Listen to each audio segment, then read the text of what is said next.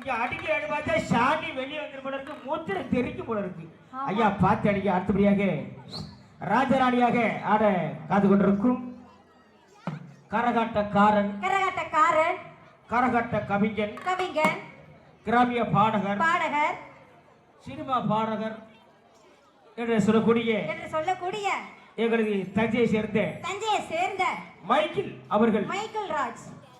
ராஜ் அவர்கள் கதாநாயகனாகவும் அதுக்கு இணையாக ராணியாக மேடை கொண்டு நடிக்க காத்துக் கொண்டிருக்கும் கரகாட்ட கனகா, கரகாட்ட நக்மா, கரகாட்ட சிம்ரன், கரகாட்ட குஷ்பு, கரகாட்ட கோவேசர்லா, கரகாட்ட சுகன்யா என சொல்லக்கூடிய எங்களது தஞ்சையை சேர்ந்த சுகன்யா அவர்கள் கதாநாயக ஆட காத்துக் கொண்டிருப்பார்கள்.